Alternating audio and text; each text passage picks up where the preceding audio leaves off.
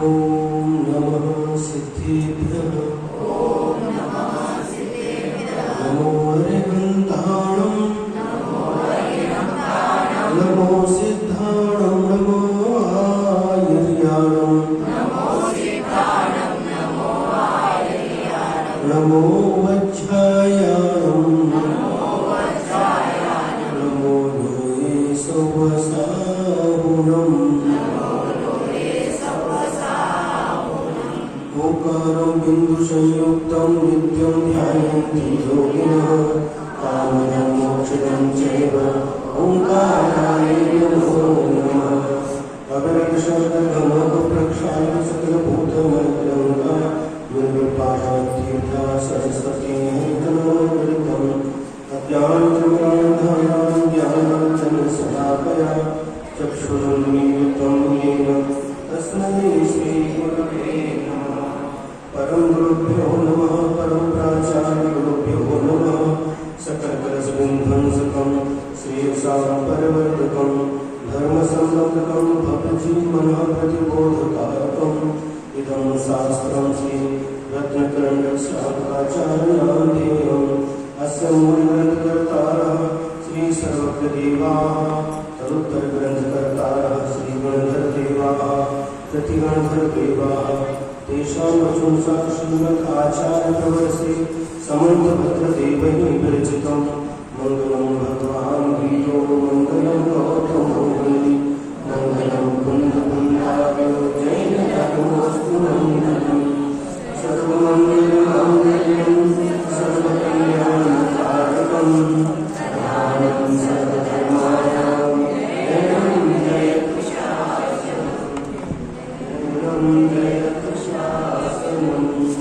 नमः श्रीवर्धमानाय देवोत्तरयात्मने सालोकानां विलोकानां यद्विद्यादर्पणायते।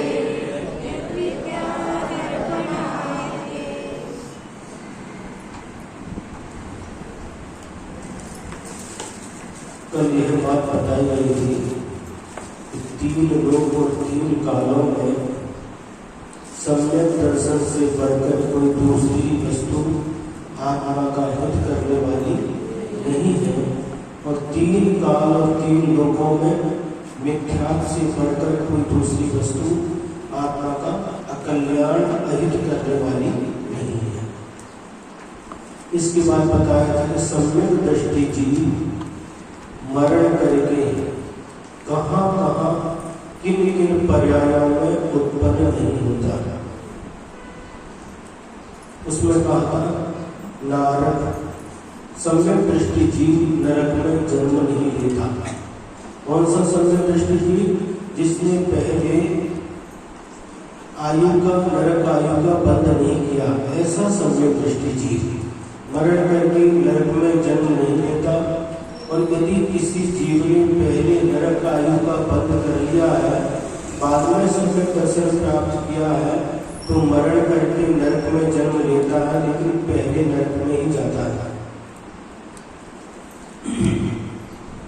इसके बाद में त्रेंच पर्याय को प्राप्त नहीं करता। सम्यक दृष्टि जीव मरण करके कभी भी त्रेंच पर्याय में जन्म नहीं लेता, नपुंसक पर्याय को प्राप्त नहीं करता। किंतु जिस जीव ने पहले नरक आयु का बंध कर लिया है, नरक में एकमात्र नपुंसक वेद होने के कारण से ऐसे जीव को नरक में नपुंसक वेद की प्राप्ति होती है। शेष किसी भी पर्याय को नपुंसक पर्याय को प्राप्त नहीं करता है। सम्यक दृष्टि जीव स्त्री पर्याय को भी प्राप्त नहीं करता। भले ही यहाँ पर स्त्री पर्याय हो, और स्त्री पर्याय में जिसने सम्यक दर्शन धारण किया है, वह मरण करके नियम से पुरुष पर्याय को ही प्राप्त करते हैं।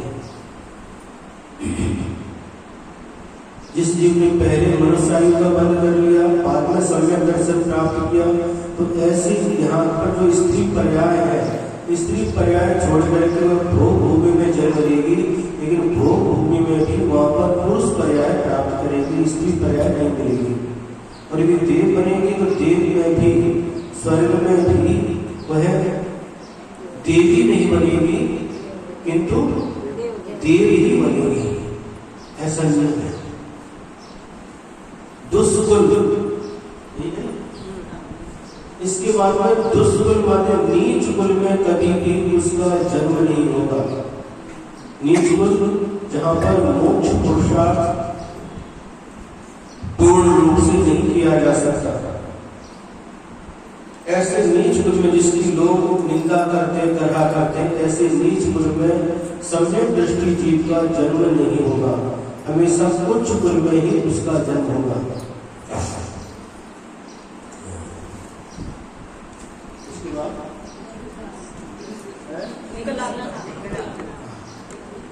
विकलांग बन करके जन्म नहीं लेगा। जो मनुष्य पर्याय में जन्म लेगा सम्यक दृष्टि जीव, क्योंकि देव और नारी की तो विकलांग होते हैं। जो नारी की मरण करके और देव मरण करके जो मनुष्य बनेंगे, कौन से मनुष्य बनेंगे? कर्म भूमि के मनुष्य बनेंगे। और कर्म भूमि के मनुष्यों में पुरुष बनेंगे, लेकिन पुरुषों में भी वह विकलांग नहीं बनेंगे।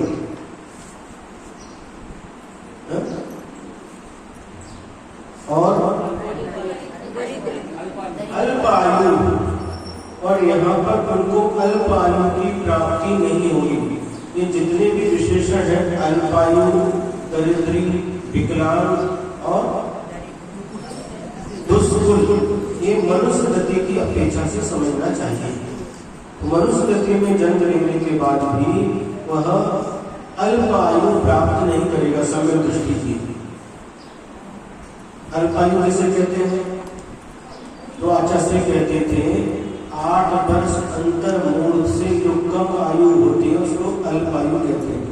क्योंकि 8 वर्ष अंतर मूल में कोई भी प्राणी सम्यक दर्शन, सम्यक ज्ञान, सम्यक चारित्र व्रत धारण करने की योग्यता रखता है, और इतने ही समय में वह निर्वाण को भी प्राप्त कर सकता है।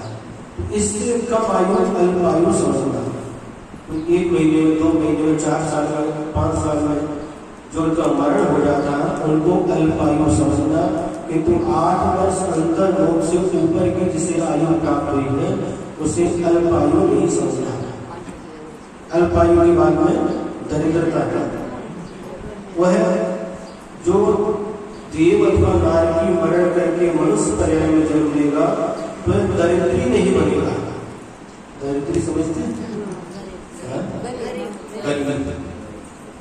निर्धन, गरीब पर्याय में, निर्धन पर्याय में उसका जन्म नहीं होगा। कितने गरीब व्यक्ति को ना अवृत का अपी, कोई भी उसके पास व्रत नहीं है, ना तो उस जीव ने अनुव्रत धारण किए हैं, न महाव्रत धारण किए हैं, कोई भी व्रत नहीं है, मात्र सम्यक दर्शन है, दृढ़ श्रद्धा है देव शास्त्र गुरु के ऊपर। इस श्रद्धा के बल से वह सम्यक दृष्टि जीव इन पर्यायों को प्राप्त नहीं करता। सोचो, इतना सुनने के बाद भी यदि सम्यक दर्शन धारण करने के प्रति, सम्यक दर्शन प्राप्त करने के लिए यदि रुचि जागृत नहीं होती तो हम ऐसे जीवों को क्या कहें? अपने मुख से तो नहीं कहते हम, उनकी जैसी योग्यता है, जैसा परिणाम उस जीव का है, उसके अनुसार इतना सब कुछ होने के बाद कितनी सारी वार्ता पर इससे बच जाएंगे, दुर्गति से बच जाएंगे, कितने सारे कष्टों से बच जाएंगे। हर प्रकार से आचार्य समर्थ भद्र स्वामी हमें समझा रहे हैं, बेनिफिट बता रहे, इसे प्राप्त करने से क्या क्या होगा, क्या क्या नहीं मिलेगा, ये सब बता रहे हैं। गुरु महाराज कितने करुणावान होते हैं, उनके हृदय में करुणा का झरना झरता रहता है। उसी कारण से वह हम सबको करुणा के वशीभूत होकर के हर प्रकार से समझाने की कोशिश कर रहे हैं। कहें सीख गुरु करुणा धार, सीख दे रहे हमारे लिए अपने हृदय में करुणा को धारण करके, हे भव्य प्राणियों सुनो, सोचो समझो विचार करो कि सम्यक दर्शन की महिमा क्या है। कितना सरल है, कुछ करना भी नहीं है, अनुव्रत महाव्रत कुछ भी नहीं लेना, लेकिन बस दृढ़ता के साथ विश्वास रखना है भगवान के ऊपर, भगवान की वाणी के ऊपर, गुरुओं के ऊपर। बस जो भगवान ने कहा है वही सत्य है, रास्ता यही है, सत्य मार्ग यही है। भले ही मैं नहीं चल पा रहा हूँ, मेरी शक्ति नहीं है चलने की, इसलिए नहीं चल पा रहा हूँ, लेकिन रास्ता तो यही सत्य है, सच्चा रास्ता तो यही है। ऐसा श्रद्धान करने वाला जीव भी दुर्गति से बच जाता है। मोक्ष मार्ग में श्रद्धा ही महत्वपूर्ण है। जैसे कोई व्यक्ति बीमार पड़ गया, बीमार हो गया, तो उसको पहले जिस वैद्य के पास गए हैं उस वैद्य के ऊपर भी श्रद्धा होता है, विश्वास होता है, और जो औषधि वो देता है उसके ऊपर भी विश्वास होता है। उसका ज्ञान मिल गया, औषधि के ऊपर श्रद्धा हुआ और ज्ञान मिल गया कि इस औषधि को कितने अनुपात से किसके साथ कब लेना है, जैसा वैद्य कहते उसके अनुसार यदि उसको ग्रहण करता है और जो परहेज बताते हैं, परहेज समझते हैं, इन चीजों को नहीं खाना, तो परहेज से भी बचना है।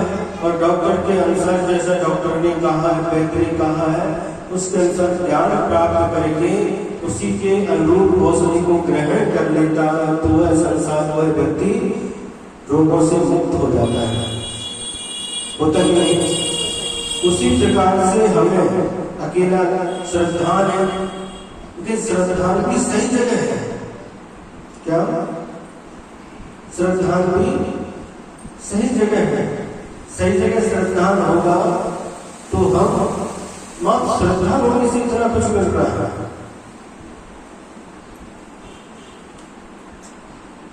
श्रद्धान के साथ ज्ञान भी, और ज्ञान के बाद आचरण भी, तीनों मिल जाए उसके बाद तो फिर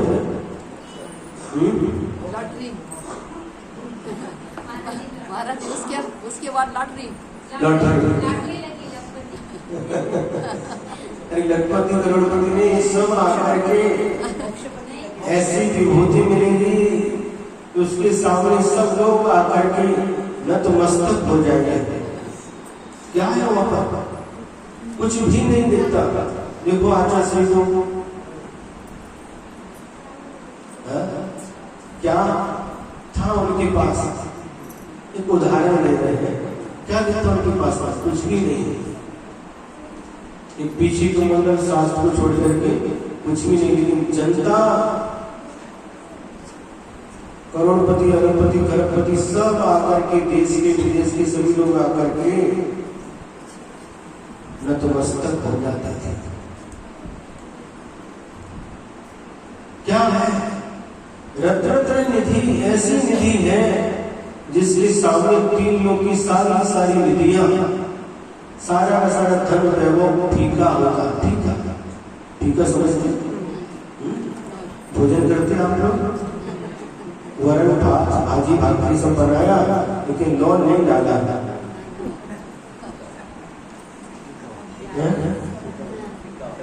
बिना नमक का फीका। उसी प्रकार से रत्न निधि के सामने सारी की सारी निधियां फीकी होती है। इसलिए महापुरुष भी, तीर्थंकर जैसे पुण्यशाली आत्मा भी, चक्रवर्ती भी अपनी सारी विभूति को छोड़ करके रत्न की शरण को ग्रहण करते हैं, रत्न की शरण में जाते हैं। तो इस निधि का महत्व तो हमें पता नहीं है, इसलिए बाहरी चकाचौंध, बाहरी वैभव की तरफ हमारी दृष्टि बार बार जाती है और उसी में हम आकर्षित रहते हैं। लेकिन जब आत्म वैभव, आत्म संपत्ति का जब ज्ञान हो जाता है तो वैभव का कोई मूल्य नहीं रह जाता। इतनी पर्यायों को प्राप्त नहीं करता, कितना आचार्य महाराज कितना सस्ता और अच्छा उपाय बता रहे हैं।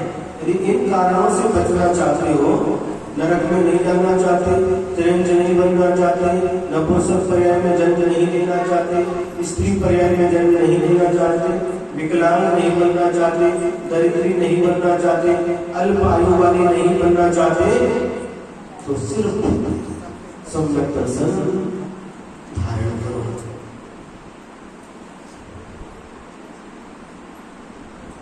अभी बता दिया। अब इसके बाद बता रहे हैं कि यहाँ पर सम्यक दृष्टि जी जन्म नहीं लेता, ये जो दुखकारी उस सामग्री उसको प्राप्त नहीं होती। फिर क्या प्राप्त होता है, ये आगे के संदर्भ में बताया जा रहा है। यहाँ पे एक शंका थी महाराज जी। हाँ बोलिए। इन सबके सामने सम्यक दर्शन शुद्ध लिखा है, तो सम्यक दर्शन शुद्ध और अशुद्ध ऐसा हो सकता है? शुद्ध विशेषण दिया है, शुद्ध विशेषण जो दिया है वो है जीव के लिए है। ऐसा जीव जो सम्यक दर्शन से शुद्ध है। सम्यक दर्शन से शुद्ध नहीं होता, किंतु जो सम्यक दर्शन से शुद्ध है ऐसा जीव को विशेष करता है। इन सब जीवों से शुद्ध है, इन सब चीजों से शुद्ध है वो। चीजों से नहीं, सम्यक दर्शन से शुद्ध है। सम्यक दर्शन शुद्धा वह जीव सम्यक दर्शन से शुद्ध है। मिथ्या के साथ जो जीव है वो अशुद्ध जीव है, लेकिन सम्यक दर्शन से शुद्ध हो गया है, अर्थात सम्यक दर्शन धारण करके जो शुद्ध है। उसमें चल मल आगाड़ दोष जो लगता है वो नहीं लगेगा उसमें।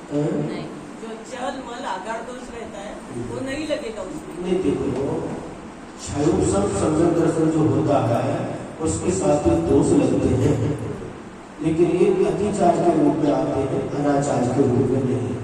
जहाँ अनाचार आता है वहाँ पर व्रत अथवा सम्यक दर्शन पूरा समाप्त हो जाता है। अतिचार का ऐसा नहीं। जो क्षयोत्सव में सम्यक दर्शन होता है उसमें चल मल आगाड़ दोष तो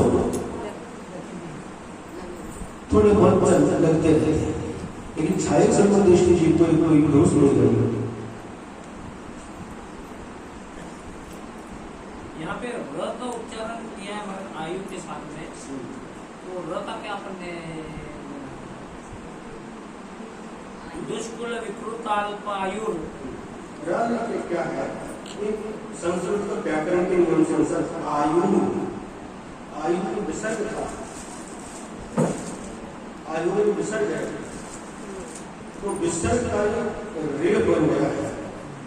कब जो अनामी होते हैं, नामी और अनामी, ये दो प्रकार के स्वर होते हैं, जिसमें क और आ ये अनामी कहलाते हैं और ई से लेकर के औ तक ये नामी कहलाते हैं। तो नामी के बाद यदि विसर्ग आए और सामने कोई स्वर हो अथवा घोष हो, स्वर मतलब आ से लेकर के औ तक स्वर कहलाते हैं, और घोष मतलब वर्ग का जो वर्ग होते हैं 5 का एक वर्ग होगा, एक कहलाएगा चवर्ग, फिर आएगा चवर्ग च छ ज झ य, फिर टवर्ग ट ठ ड ढ ण, फिर तवर्ग त थ द थ न, फिर पवर्ग प प प म। ये 5 वर्ग कहलाते हैं। 5 के 5 वर्ग होते हैं। इसमें से प्रथम और द्वितीय को छोड़ करके शेष 3, जैसे टवर्ग में क और खा को छोड़ना, चवर्ग में च और छा को छोड़ना, टवर्ग में क और खा को छोड़ना, तवर्ग में क और खा को छोड़ना, और पवर्ग में क और खा को छोड़ना। ये छोड़ने के बाद में तो शेष 3 बचते हैं, ये घोष कहलाता है। मतलब कवर्ग में ग घ य, चवर्ग में ज झ य, तवर्ग में ड ढ ण, तवर्ग में द थ न, और पवर्ग में ब भ म। एक घोष के साथ ये कितने हो गए? 15। इसके बाद में य र न व सभी य र ल व और हा, ये कितने हो गए? 5 तो 15 और 1 5 20, ये 20 घोष कहलाता है। और जो शेष बचे क ख च छ ट ठ त थ प प, ये 10 हो गए। इसके अंदर श ट ट कितने हो गए? 13। ये 13 अघोष कहलाता है, अघोष। तो जब सामने पहले नामी हो, नामी के बाद विसर्ग हो जाता है, क्या आयु ऊ आ गया, और आ को छोड़ करके पी से लेकर के ऊपर नामी है, तो नामी ऊ के बाद विसर्ग आया है, और विसर्ग आने के बाद में या तो स्वर आया हो कोई, तो स्वर तो नहीं है, क्या शब्द आया आगे? द। तो द क्या है? घोष। द था तो छोड़ के तीसरे नंबर में घोष है। स्वर अथवा घोष आने पर नामी के बाद विसर्ग हो, सामने स्वर हो अथवा घोष हो, उस विसर्ग का रेप बन जाता है, प्रकार बन जाता है।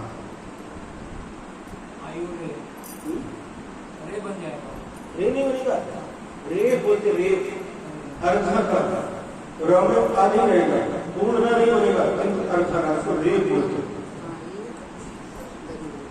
तो नामी के बाद उनके बाद विसर्ग आया, और स्वामी द है, द घोष है, इसलिए उस विसर्ग का रेप बन गया, और रेप बन करके दांत ऊपर जाता है, इसलिए आयु शब्द का उच्चारण करते हैं।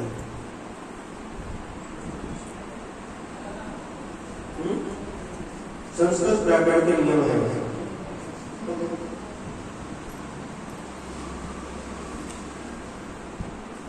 पर यदि सामने घोष होता तो उसका रेप नहीं होता।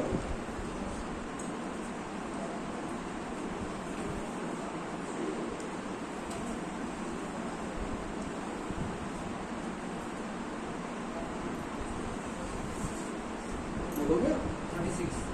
अब 36वें नंबर का इन 33वें नंबर में इसमें बताया कि सम्यक दृष्टि जी तो सम्यक दर्शन से शुद्ध है, ऐसा ही किन किन अवस्थाओं को प्राप्त नहीं करता।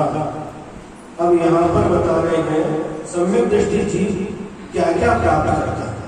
तो सबसे पहले बता रहे हैं वो मनुष्य बनेगा। मनुष्य कौन बनेगा? सम्यक दृष्टि। कौन सा सम्यक दृष्टि? बोलो, कौन सी गति का सम्यक दृष्टि? मनुष्य गति का। नहीं, मनुष्य गति का मनुष्य नहीं बनेगा।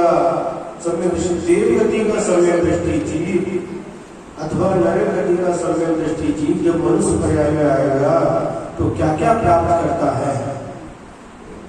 तो मनुष्य गति का सम्यक दृष्टि मरण करके तो देव पर्याय में ही जाएगा, नियम। किंतु यहाँ पर कौन सा सम्यक दृष्टि जी मनुष्य पर्याय को प्राप्त कर रहा है? स्वर्ग से जो देव मरण करके मनुष्य बनेगा, उसकी बात यहाँ पर बता रहा है। एक छंद है आर्या छंद, उच्चारण करेंगे। ओजस तेजो विद्या, वीर यशो वृद्धि विजय विभव सनाथा,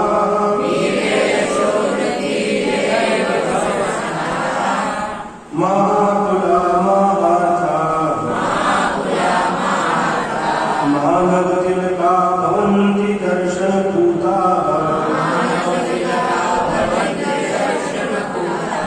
ओजस तेजो विद्या, वीर यशो वृद्धि विजय विभव सनाथा, महाकुला महार्था,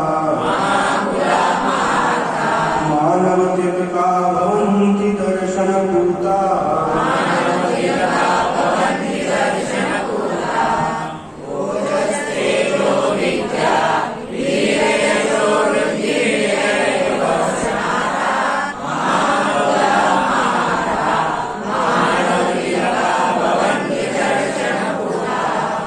दर्शन भूता मन जो सम्यक दर्शन से पवित्र है। क्या पहले शुद्ध बात है, यहाँ पवित्र कह रहे हैं। भूत मतलब पवित्र।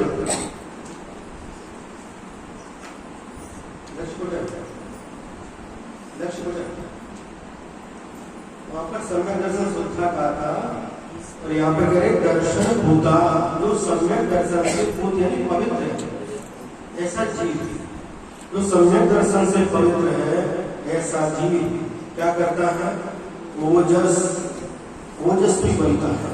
ओज मतलब होता है उत्साह। अच्छे कार्यों में उसके मन में हमेशा उत्साह भरा है।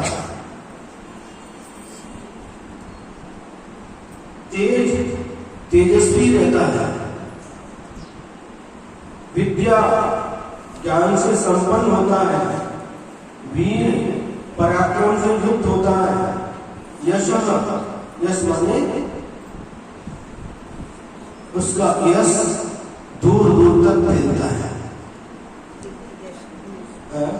वृद्धि और हमेशा वृद्धि को प्राप्त होता है।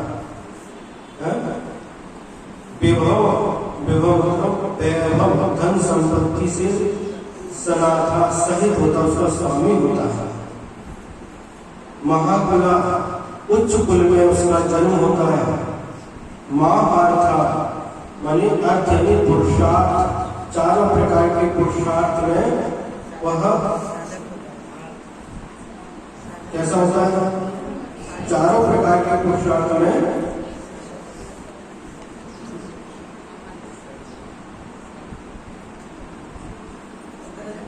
अग्रणी होता है। सबने मिला था, आपने बता दिया। और मानव मानवों में भी वह तिलक होता है। तिलक मतलब तिलक कहां पर लगाते हैं? भाई को सर बोलते ना, उनकी माथे पर तिलक लगाओ, गले में माला पहनाओ। तिलक कहां पर लगाते हैं? माथे के ऊपर। मैंने सबसे श्रेष्ठ स्थान माथा होता है और माथे के ऊपर तिलक लगाते हैं। उसी प्रकार से वह सम्यक दृष्टि जीव मनुष्यों में भी तिलक के समान होता है, श्रेष्ठ होता है। और कितना होता है?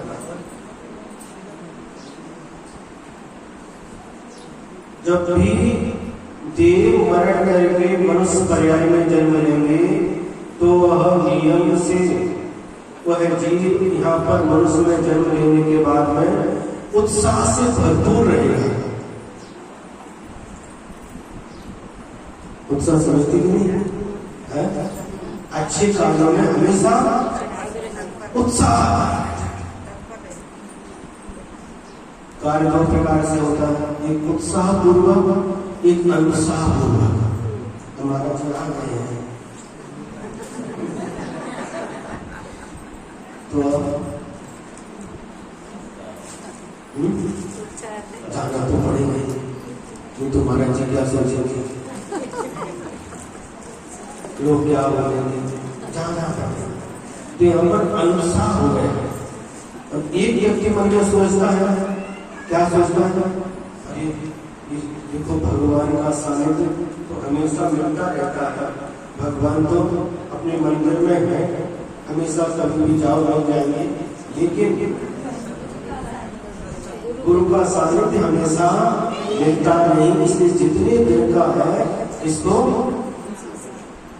लाभ लेते, उत्साह से भरा हुआ रहता है, हमेशा उत्साह से भरा रहता है गुरु के सानिध्य। उसी प्रकार से भगवान के लिए भी, भगवान मतलब भगवान यहाँ पे उनकी प्रति हमेशा नहीं है, भगवान के लिए भी उत्साह रखता है भगवान की भक्ति करने में। क्यों? ये मनुष्य पर्याय है, कब समाप्त हो जाएगी कोई भी पता नहीं है। जब तक बुद्धि काम कर रही है। किसी ने भजन लिखा है, हे रसना प्रभु नाम जपने अंत समय में हिली न हिली। पता नहीं बाद में लगवा लग गया,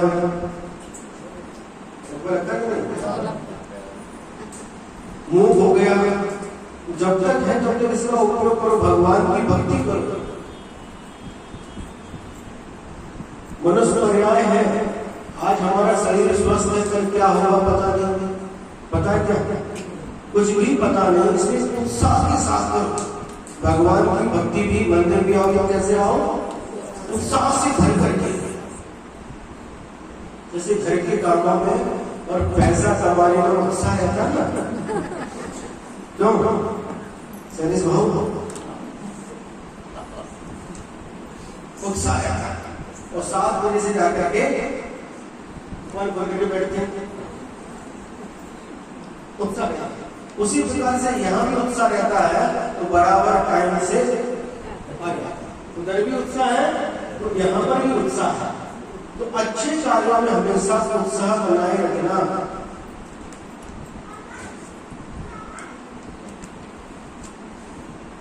उत्साह समझ आएगा नहीं? उत्साह दिखाई देता है तो हमको भी अच्छा लगता, नहीं तो लगता कहाँ आपके पास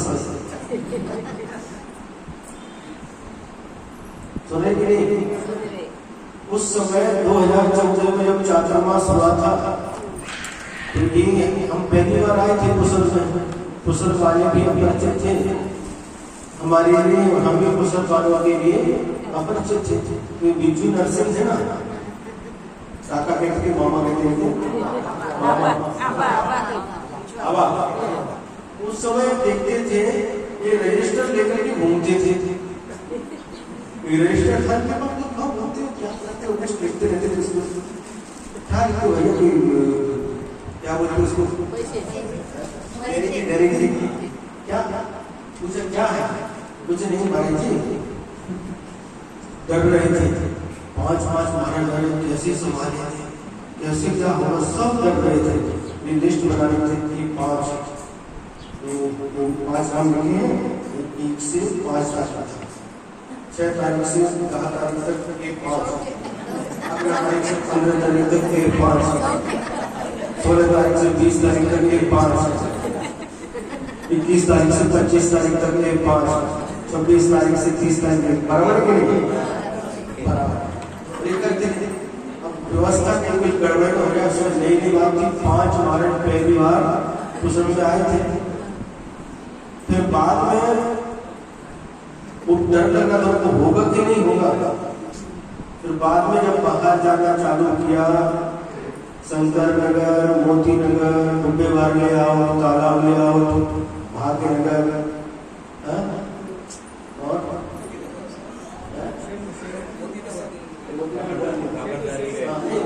जब बाहर जाना चालू किया तो सब रिकॉर्ड फेल हो गए। फिर दीपावली का हमको अच्छी तरह से याद है, चातुर्मास पूरा हो गया तो एक आबा, जो आबा आए और बिल्कुल साष्टांग पैर पकड़ करके लेट गए। अभी भी हमको याद है क्या हुआ, और खुशी के आंसू थे उनके आंखों में। कहने लगे महाराज जी हम तो समझते थे कैसे होगा, 5-5 महाराज को कैसे संभाल पाएंगे, लेकिन कैसे चातुर्मास पूरा हो गया हमको पता नहीं चला। और 5-5 छोड़ो, फिर 8, 10, 15 कितने कहाँ कुछ भी पता नहीं चला। सब शुद्ध भोजन वाले परिवहन करके आहार देते थे। गांव में भी, मंदिर के आसपास भी और बाहर भी, क्यों बराबर नहीं? हाँ, तो वो इतने प्रसन्न हो गए कि अब हाँ, शुरू में महाराज जी हमको डर लग रहा था, इसलिए नारियल चढ़ाने के लिए नहीं आए थे। सबसे पहली बार आ गए दारवा में, बड़े महाराज जी थे क्या, वहाँ से अमरावती में हम लोग थे बिहार करके, बड़नेरा वगैरह होते हुए मेर बड़नेरा क्या क्या गाँव पड़े, दारवा में आ गए। महाराज जी बोली कुशल वालों में कोई उत्साह नहीं दिख रहा है, हमारा अंतराय हुआ था उसमें। महाराज जी बोले आज बिहार नहीं करेंगे, मैं लेकर के बैठे थे, मैं उनको बुलाया, कुशल वालों को उत्साह नहीं दिख रहा है। अमोल भैया भी साथ में थे, लेकिन कुशल वाले खुश हो गए, कोई उत्साह नहीं दिख रहा। हम देखेंगे अच्छा से गाँव रिश्वत भी लिया था, और भी कई गाँव बोला कार्य सब मैप लेके महाराज जी बैठे थे। फिर जब अमोल भैया ने जैसे क्या किया, सबको जैसे भी लोग संदेश दिया हो, उसके बाद में सब गाड़ियां भर करके आना चालू हो गया। वहां पर दारवा में महाराज जी का उपदेश हुआ। उसके बाद जब उत्साह जगा तो आखिर तक उत्साह बना रहा, वो बना नहीं, बढ़ता ही गया।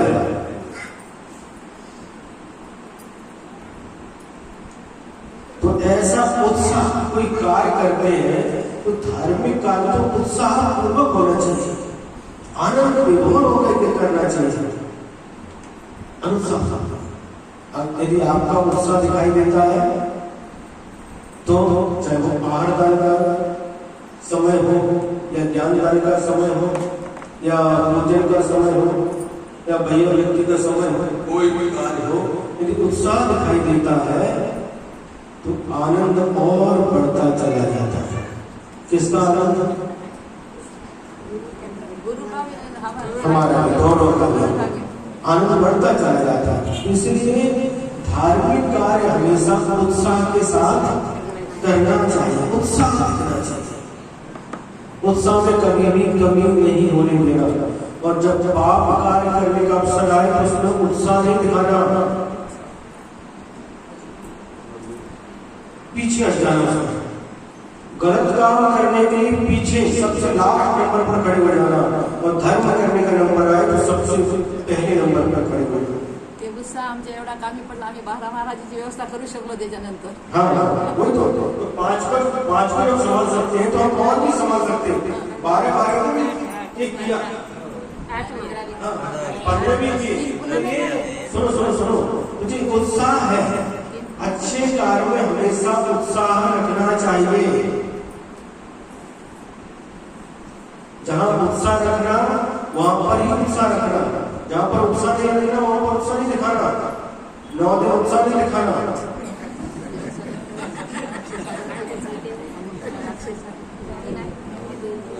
और जो भी अन्य जगह भी उत्साह नहीं दिखाना, किंतु जहां वितरक भगवान की आराधना होती है, भगवान की वाणी, जिन वाणी की गंगा बहती है, जहां पर पापों का परिक्षालन होता है, जहां पर सांसद कर्म का बंद होता है, ऐसे स्थानों पर हमेशा उत्साह से भरे रहना। जहां पर पाप का बंद होता है वहां पर उत्साह कभी भी नहीं दिखाता। पाप समय कायर बनो, धर्म समय में वीर। पाप करने का अवसर आए तो पीछे हट जाओ, जब भांडन का नंबर आए भांडन पीछे हो जाओ। भांडन के समय पीछे नहीं, भांडन हमें नहीं करना है।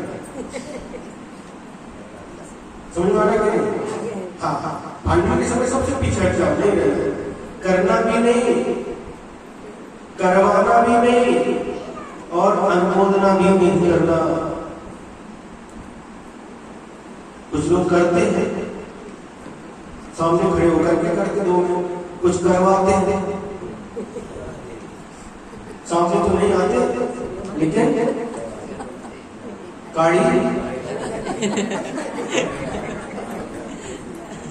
ये भी नहीं करना, इसमें भी नुकसान दिखाना, झगड़ा करना भी नहीं, करवाना भी नहीं और अनुमोदना। तीसरे लोग कैसे होते हैं? बहुत अच्छा, बढ़िया, अभी नहीं करवाया तो बहुत अच्छा होता। तो अच्छे कार्य में कभी भी पीछे नहीं हटना, अच्छे कार्य में हमेशा उत्साह रखना, स्वयं भी करना, दूसरे से भी करना, करवाना और जो कर रहे हैं उनकी अनुमोदना भी देना। लेकिन जो बुरा कार्य है न स्वयं करना न दूसरों से करवाना, उसकी अनुमोदना देना।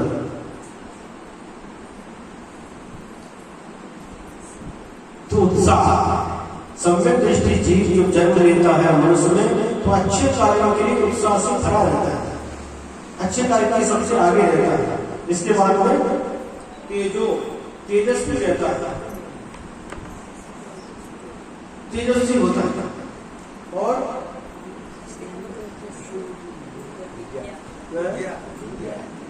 विद्या माने ज्ञान से युक्त रहता है, सम्यक ज्ञान होता है उसके पास में, क्योंकि सम्यक दृष्टि सम्यक दृष्टि के साथ जन्म लेना, समीचीन ज्ञान होता है, ज्ञान से संपन्न होता है। अज्ञानी बनकर के जन्म नहीं लेता किंतु ज्ञानी बनता है, विद्वान बनता है। फिर वीर माने शक्ति से संपन्न होता है, पराक्रम से युक्त रहता है और उसका यश दसों दिशाओं में फैलता है, अपने आप ही फैलाता नहीं, अपने आप फैलता है। जैसे गुलाब का फूल है, हवा चली, जिधर जिधर हवा स्पर्श करके जाती है उसकी सुगंध फैलती जाती है, उसी प्रकार सम्यक दृष्टि का यश फैलता जाता है, वृद्धि से सहित होता है, परिवार आदि से संपन्न होता है, वृद्धि सब प्रकार की वृद्धि मिलती है। और जब भी युद्ध वगैरह होता है, हमारे राजा महाराजा बनकर जन्म लेते, तो युद्ध में भी हमेशा विजय हासिल करता है, जीतता है और वैभव से भी संपन्न होता है। पहले कहा था दरिद्री नहीं बनता, सम्यक दृष्टि जी दरिद्री नहीं बनता, यहाँ पर कह रहे हैं वैभव से सहित होता है, यानी धन संपन्न होता है। और महाकुला उच्च कुल में उसका जन्म होता है, नीच कुल में उसका जन्म नहीं होता। दुष्कुल पहले कहा था दुष्कुल में जन्म नहीं होता, यहाँ पर कह रहे उच्च कुल में उसका जन्म होता है। और महार्था चारों प्रकार के पुरुषार्थ करने में वो समर्थ होता है, सक्षम होता है। और मानव तिलक का मनुष्यों में भी तिलक के समान शोभायमान होता है। जब माथे पर तिलक लगाते हैं तो सबकी दृष्टि उसकी ओर आकर्षित हो जाती है। उसी प्रकार से सम्यक दृष्टि जीव भी मनुष्यों में तिलक के समान सबके बीच में शोभा को प्राप्त होता है। अर्थ सम्यक दर्शन से पवित्र जीव यदि मनुष्यों में उत्पन्न होते हैं तो ओजमय उत्साह, तेज यानी प्रताप, विद्या यानी ज्ञान, वीर यानी शक्ति, यश, वृद्धि यानी उन्नति, विजय यानी जय जीत और वैभव से संयुक्त महान कुलों में उत्पन्न होने वाले महान पुरुषार्थी मानव तिलक या मनुष्य शिरोमणि होते हैं।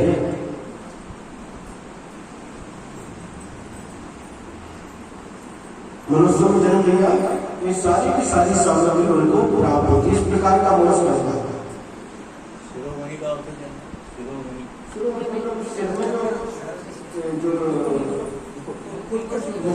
मणि रहती है ना, शिरोमणि सिर के ऊपर रहती है, मुकुट को कहाँ पर कहते हैं? सिर के ऊपर। तो श्रेष्ठ स्थान को प्राप्त शिरोमणि के समान, जैसे मुकुट को सिर पर धारण करते हैं, उसी प्रकार से सिर की मणि के समान मनुष्य उस सम्यक दृष्टि मनुष्य की लोग सिर पर धारण करेंगे, हमेशा उसकी बात मानेंगे, सम्मान देंगे, उसको आगे करेंगे। अब यदि सम्यक दृष्टि जीव जो कौन है? मनुष्य, और मनुष्य मरण करके कहाँ पर जन्म लेगा? स्वर्ग में। स्वर्ग में जब जन्म लेगा तो वहां पर क्या उसकी स्थिति रहेगी? बता रहे आगे। अष्टगुण पुष्टि तुष्टा दृष्टि विशिष्टा प्रकृष्ट शोभा जुष्टा अमरा सरसाम परिषदि चिरं रमन्ते जिनेन्द्र भक्ताः स्वर्गे अष्टगुण पुष्टि तुष्टा दृष्टि विशिष्टा प्रकृष्ट शोभा जुष्टा अमरा सरसाम परिषदि चिरं रमन्ते जिनेन्द्र भक्ताः स्वर्गे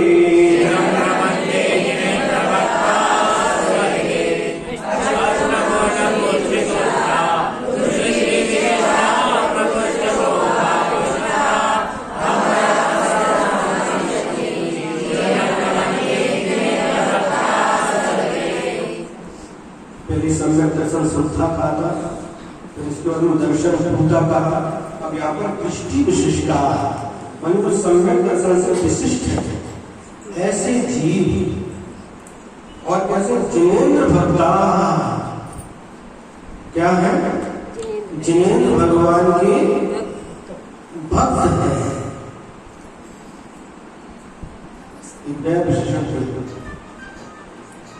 जिनेन्द्र भगवान के भक्त है।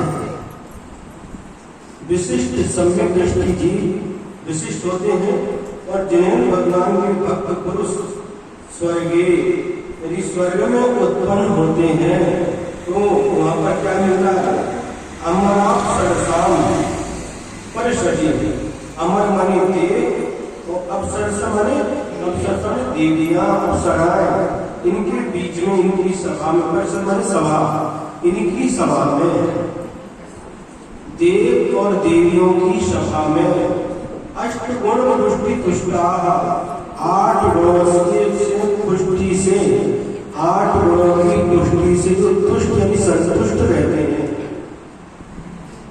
8 गुण कौन कौन से हैं? अणिमा, महिमा, गरिमा, लघिमा, प्राप्ति, काम्य, ईशित और वशिष्ठ, 8 प्रकार की रिद्धियां कहलाती हैं जो प्रत्येक देव के पास होती है। स्वर्ग में जितने भी देव हैं सबके पास 8 रिद्धियां रहती हैं, लेकिन सबकी रिद्धियां एक जैसी नहीं होती, उसमें भिन्नता पाई जाती है। तो जो सम्यक दृष्टि जीव है, यहाँ से मनुष्य पर्याय पूर्ण करके देवों में जिसका जन्म हुआ है, वह देव देवियों से भरी सभा में इन 8 रिद्धियों से, इनकी पुष्टि से जो संतुष्ट रहता है। सम्यक दृष्टि के पास एक विशेष नहीं। अब इनका अर्थ क्या है? अणिमा मतलब होता अणु, अणु के समान छोटा शरीर बना लिया।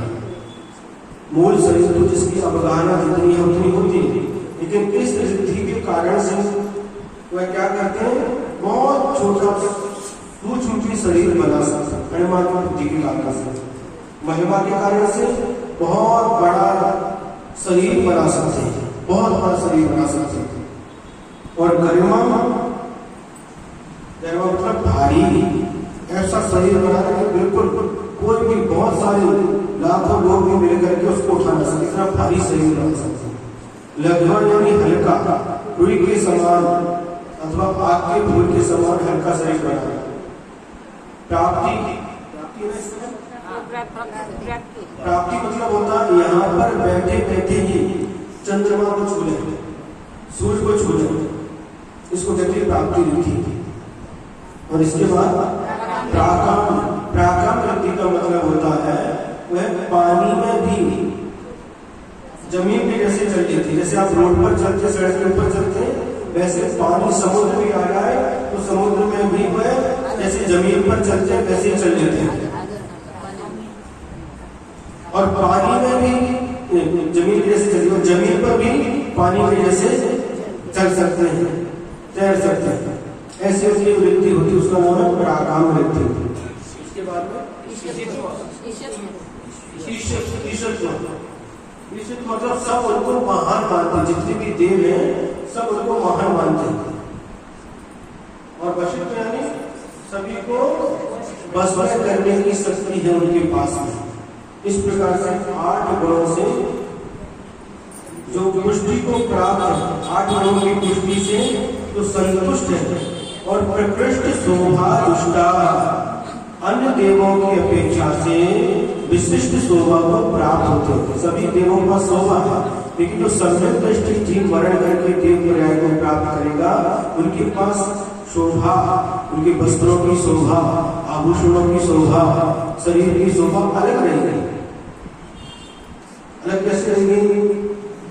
आप लोग कपड़े पहनते हैं, सभी कपड़े पहन कर जाते हैं, लेकिन कुछ कपड़े विशेष होते हैं। हाँ, सभी कपड़े कैसे रहते हैं? क्या नहीं रहते, विशिष्ट रहते, विशेष रहते, तो उनकी तरफ विशेष रूप से ध्यान आकर्षित हो जाता है। उसी प्रकार से आभूषण, सभी के कानों में कुंडल है, लेकिन कुंडल सबके कैसे रहते हैं? नहीं रहते, विशेष रहते हैं, विशेष शोभा को प्राप्त होती है।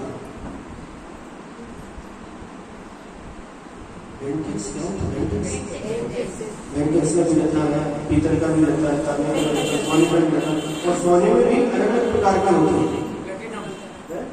प्लैटिनम तो अलग अलग प्रकार का, उसमें भी विशेष शोभा को प्राप्त होते हैं। सब कुछ उनका विशेष रहेगा। अन्य देवों की अपेक्षा से, जो मिथ्या दृष्टि देव जो जन्म लिए उनकी अपेक्षा से, जो सम्यक दृष्टि जीव जिसने देव पर्याय को प्राप्त किया, उसकी विशेष शोभा रहेगी। चिरम ऐसे प्राप्त करते हुए, विशिष्ट शोभा को प्राप्त करते हुए, चिरम चिर काल तक रमते रहते। कहाँ पर? स्वर्ग में। महाराज जी, ये थोडासा एक प्रश्न. समजा आता आपण सम्यक दर्शन प्राप्त केलं, पण आता शेवटपर्यंत आपलं असंच याच अवस्थेत गेलं अशी काही गरज नाही ना. समजा आता शेवटी आपली समजा बुद्धी गेली किंवा पॅरेंट म्हणजे काही स्मरणशक्ती नाही राहिली, तर आताचे संस्कार कामी पडतील का व्हायला? आता हे की येणार की नाही येणार. नाही ना? आता हे आपण सम्यक आता आपण हे जैन धर्म स्वीकार केला की नाही, याचं सम्यक दर्शन प्राप्त ते केलं. लक्षात आला. तर आपण आता सध्या उद्या कोमात गेलो किंवा बुद्धी कमी झाली, आता हे तर काही हक्क नसते ना, पुढे काय होईल ते. तर हे संस्कार उपयोगी पडणार का वाया जाणार. नहीं, संस्कार उपयोग पड़ना की संस्कार करते नहीं जाएंगे. उनका कहना ये है, प्रश्न ये है, अपन ने सुनो, अपन ने संस्कार प्राप्त कर लिया, बाद में अपनी बुद्धि काम नहीं करी, कुओं में चली गए, उस समय के जो संस्कार वो काम में आएंगे कि नहीं, प्रश्न जरूर काम में आएंगे. नाही, पण त्यावेळेस आपण तर काही करू शकणार आणि नाही. ज्यावेळी आपण काही करू शकत नाही, पण जे आपली आत्म्यावर संस्कार पडले घडले ते व्यर्थ जाणार नाही.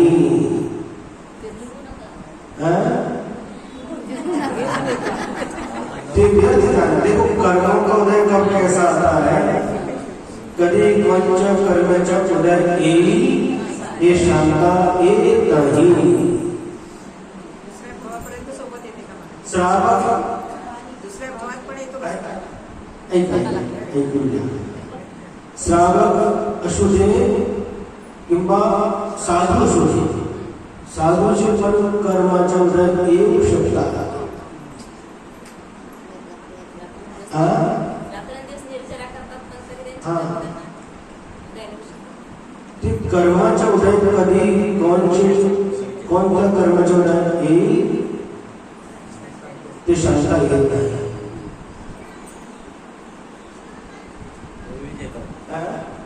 कभी भी आ सकता, कैसे भी कर्म का उदय आ सकता है. अब उस कर्म के उदय में कैसी परिस्थिति बनेगी हम नहीं कह सकते. इसलिए उसका विचार नहीं करके वर्तमान में अपन को जब तक हमारी भगवान बुद्धि साथ दे रही है तब तक हमें समीचीन मार्ग पर ही चलना है. सम्यक दर्शन, सम्यक ज्ञान, सम्यक चारित्र के प्रति हमेशा दृढ़ विश्वास रख करके आगे बढ़ना. आज से हमेशा जब सुनो बात करने की आदत बहुत होती है. 30 घंटे तो आप बात करो, 1 घंटे तो सुनो. क्या कह रहे हैं, आचार्य श्री जब भी भगवान के दर्शन करते थे, सुबह दर्शन करते थे, आहार के पहले दर्शन करते थे और शाम को 3 बार भगवान के दर्शन करते थे, है ना. तो दर्शन करने के बाद में चैत्य भक्ति, प्रचुर भक्ति और मूल्य भगवान की स्तुति करते थे. उसके बाद लास्ट में वो 4 पंक्ति बोलते थे. समाधि भक्ति की 4 पंक्ति हमेशा बोलते थे. वो कहते थे, आबाल्याजन देव देव भवता श्रीपादयो सेवया सेवा सत्य विनीय कल्पलतया कालोदया बद्गता त्वां तस्या फलमर्थै तदनुना प्राणप्रयाणक्षणे त्वन्नाम प्रतिबद्ध वर्णपठने कंठोस्तु कुंठो मम.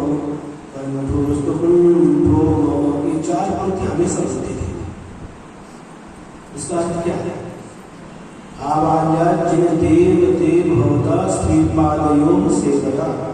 हे भगवान, जब से हमने याद संभाली है, जब से मुझे स्मृति है, बचपन से लेकर के आज तक मैंने आपके चरणों की भक्ति की, आपके चरणों की सेवा की है. लेकिन आवाल्याजिन देव देव भवता श्रीपादयों सेवया सेवा सत्य कल्पलतया कालोदया बदलता. और आपकी भक्ति कैसी है, कल्पलता के समान फल देने वाली है. ये भगवान आपके चरणों की जो भक्ति है, जो सेवा है, कल्पलता कल्पवृक्ष के समान फलदायी है. जो मांगो सब मिलता है. लेकिन आज तक भगवान मैंने उस भक्ति का कुछ भी फल नहीं मांगा. बचपन से लेकर के आज तक मैंने आपके चरणों की जो सेवा की, जो भक्ति की, और आपकी भक्ति कल्पवृक्ष के समान फल देने वाली है. लेकिन आज तक मैंने उस भक्ति का कुछ भी फल नहीं मांगा. लेकिन आज मैं फल मांगने के लिए आया हूं. क्या फल मांग रहे हैं? कह रहे हैं कि भगवान इसका मुझे बस इतना ही फल देना, जब इस शरीर से प्राण प्रयाण करे, प्राण प्रयाण क्षणे, उस समय तो नाम बद्ध पठने कंठोस्त दुर्धोम, कि भगवान आपका नाम लेने के लिए हमारा कंठ अवरुद्ध न हो जाए, रुक न जाए। बस इतना ही फल हमें आपकी भक्ति का चाहिए। समझ में आया कि नहीं? फिर बताइए बात, हे भगवान, जब से हमने होश संभाला है तब से आपके चरणों की सेवा की है, आपके चरणों की भक्ति की है, और आपकी भक्ति कल्प वृक्ष के समान मनोवांछित फल देने वाली होती है। लेकिन आज तक मैंने कोई फल मांगा नहीं है, आज उस भक्ति का फल मांगने के लिए आया हूँ। यदि मुझे क्या इस भक्ति का फल इतना ही चाहिए कि जब मेरे प्राण निकले उस समय आपका नाम लेने के लिए मेरा कंठ अवरुद्ध न हो जाए।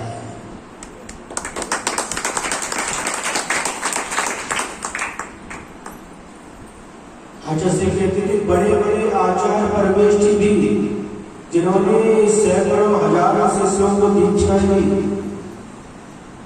हजारों की संख्या में के शिष्य हैं, बहुत सारी संवेदना कराई, आखिरी समय में उनकी भी संवेदना निर्विघ्न अच्छी तरह से हो जाए ये जरूरी नहीं है। जिन्होंने जीवन भर तक उपाध्याय परमेष्ठी पर रह करके काम किया, शिष्यों को पढ़ाया, बड़े बड़े ग्रंथों की रचना की, ग्रंथों को पढ़ा और पढ़ाया, आखिरी समय में उनको लघुकार मंत्र याद रह जाए तो बहुत बड़ा सौभाग्य समझना चाहिए। ये हमारे सब नहीं है, हमारे गुरु जी की सब है। तो जो विचार कितनी बड़ी महिमा है। तो जब बड़े बड़े आचार्य के लिए, बड़े बड़े उपाध्याय परमेष्ठी के लिए, बड़े बड़े साधु परमेष्ठी के लिए एक परिस्थिति है, तो हम क्या कर्म को देखो कैसा आएगा हम नहीं कह सकते, लेकिन हमें पुरुषार्थ करते रहना चाहिए। पुरुषार्थ से कभी भी विमुख नहीं होना चाहिए। उस समय क्या हुआ, क्या कल इतना आश्चर्य हुआ हमको, इतनी वृद्ध काया है, हड्डी हड्डी दिख रही उनकी, बसंतराव संगई। बस जब कभी वहां से निकलते तो आकर के दुबले पड़ गए, और वहां पर 4-5 दिन से कुछ भी खाया पिया नहीं, नारियल का पानी वगैरह ले रहे थे। तो गए इतने उत्साह से भर गए, गदगद हो गए। उन्हें बताया महाराज जी आए, 3-4 दिन से बोलते थे महाराज जी को दर्शन करना, महाराज जी को दर्शन करना, और हमको जैसे ही बताया हमने कुछ नहीं, समय का समय था, 12:05 जो महाराज समय को पता नहीं भैया उस चीज का क्या आगे क्या, ऐसी स्थिति में विलंब नहीं करना चाहिए। चलो अभी सोचो, और गए जाकर के इतने प्रसन्न हो गए, इतने प्रसन्न हो गए, नमोस्तु किया, कुछ खाना है क्या, क्या सिर्फ नारियल का पानी पी, कुछ खाना है, अनादिकाल से बहुत खाया है, अब कुछ नहीं खाना। कन्या वगैरह को 2 दिन से नाम कुछ नहीं खाना। आप तो आशीर्वाद दो और कमंडल से हमारी ऊपर थोड़ा सा पानी डालना। लघुकार पर बोलने के लिए बताया तो 9 बार तक लगातार लघुकार मत बोलते रहे। हमने उनकी परीक्षा की, उनकी स्मृति है कि नहीं, मी कौन आए हैं महाराज जी, माझा नाव का अभिनंदन संगम है। और भी घर के 4-5 लोगों को बोलो, सबको पहचान, बराबर पहचान रहे थे, एकदम स्मृति अच्छी थी। आखिरी समय इस प्रकार के परिणाम होना, आखिरी समय तक स्मृति बनी रहना बहुत पुण्य का उदय समझना, बहुत बड़ा पुण्य का उदय है। नहीं तो स्मृति भंग हो जाती है, गोमा में चले गए, कुछ ब्रेन हेमरेज हो गया, कुछ भी याद नहीं रहता, बस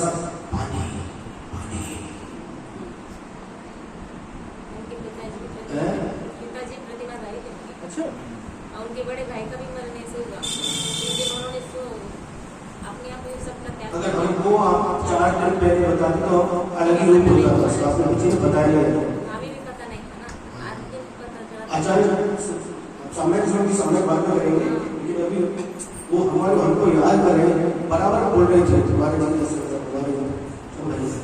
किसी जीव का 12:30 बजे तक हम थे और 3:10 पर 3 बजे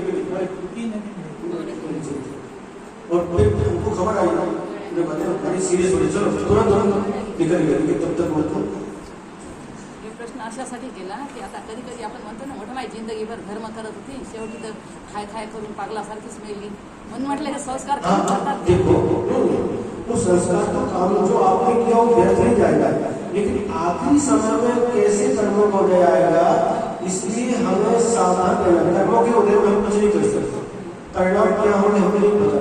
जब आचार्य कहते थे कि बस हमें कुछ नहीं चाहिए बस आखिरी समय आपका नाम लेने के लिए हमारा कंठ के लिए बड़े बड़े आचार बड़े बड़े उपाध्याय परमेश्वरी साधु उनके भी दुर्लभ है उनके भी कब कब हो जाएगा पता नहीं उसके में हम कुछ नहीं कर सकते हैं लेकिन फिर भी हमें ये जो संस्कार आत्मा के ऊपर पड़े हैं ये व्यर्थ जाने वाले नहीं है.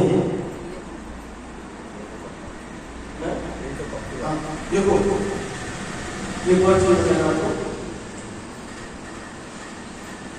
आचार्य श्री संत महाराज जी थे मुनि श्री प्रवचन सागर महाराज जी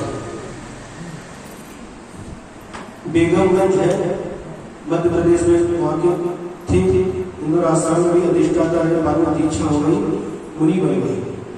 2003 में अमरकंटक में चातुर्मास था और सुबह जंगल के लिए गए थे. जंगल के बाद शुद्धि कर रहे थे हाथ धो रहे थे उसी समय किसी कुत्ते ने आकर के यहाँ पर दांत लगा दिए कुत्ते फिर आने के बाद उन्होंने उसको पानी से धो लिया जो कि उनको समझ में आया. आचार्य को बताया आचार्य ऐसा हुआ डर तो कुछ नहीं है तो उन्होंने आचार्य लाल मिर्ची घिसने के लिए कहा उसको थोड़ा सा साबुन वगैरह से साफ किया गया सर्फ साबुन से और लाल मिर्ची घिसने को सब कर लिया लेकिन उस समय कुछ भी नहीं घाव भी भर गया कुछ भी नहीं हुआ. और जब अमरकंटक से बिहार हुआ तो आचार्य तो हम लोग आचार्य साहब बिलासपुर की तरफ गए पंचमहल का पड़ता बिलासपुर में और निर्णय सागर महाराज जी हैं अभी उनका स्वास्थ्य ठीक नहीं था तो उनको प्रवचन सागर जी को आचार्य ने कटनी की तरफ ध्यान करने के लिए कहा और कटनी पहुंचते पहुंचते उनको रेबीज हो गया. कुत्ते के काटने के कारण से उसका जहर का असर दिखाने लगा. पानी देख करके डर लगता था उसको बहुत खतरनाक होता था. और उस समय समता सागर महाराज जी और प्रमाण सागर महाराज जी निश्चय सागर जी ये कहीं आसपास थे. उनको आचार्य का जब ऐसा पता चला हम सबके लिए जितने भी साथी थे आचार्य का ओम ह्रीम अरहम ओम ह्रीम अरहम से प्रार्थना जिनेन्द्र ऐसा सबको ज्यादा से ज्यादा जाप करना और उन तीनों महाराज को जल्दी से जैसे हो वैसे ध्यान करके कटनी पहुंचो. ये कटनी पहुंचे और कटनी में जाकर के आखिरी तक जो उसकी जो पीड़ा होती है उसकी जो विकार दिखाई देता है पानी से डर लगता जो भी है लेकिन आखिरी श्वास तक वो प्रवचन सागर महाराज जी की उंगली ऐसे चलती थी.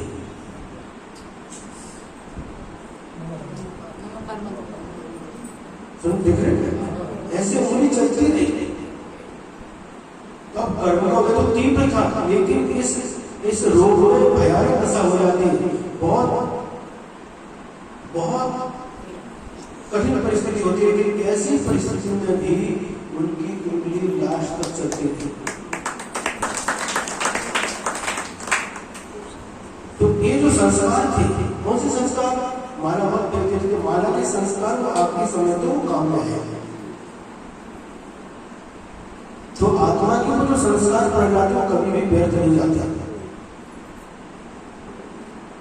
जो जैसी परिस्थिति बनती है ऐसी परिस्थिति नहीं हुई उतनी खतरनाक परिस्थिति नहीं बनी लेकिन लास्ट तक ये दोनों महाराज की समता सागर महाराज की निर्माण सागर नमो गाना सुनाते रहे. सब व्यवस्थ जन से उनका अच्छी तरह से उनका समाधि मरण हो गया कटनी में 2003 29 नवंबर 2003 और वही उनका जन्मदिन था. वार्धवस था उसी दिन उनकी समाधि हुई. तो कर्मों को कब किसका किस प्रकार से आएगा ये हम कह नहीं सकते लेकिन जो संस्कार हमारी आत्मा के ऊपर पड़ेगा वह व्यर्थ जाने वाला नहीं. लास्ट में क्या पता क्या होगा जाएंगे, क्या करेंगे, जीवन भर किया लेकिन अंत समय में ऐसे कर्म को आया, भूख भोजन पानी करने लगे, लेकिन फिर भी वही जो गया, यदि कोई संभालने वाला मिल गया तो परिणाम समझ भी सकते हैं, नहीं भी समझ पाए तो जो जीवन भर किया वो व्यर्थ जाने वाला।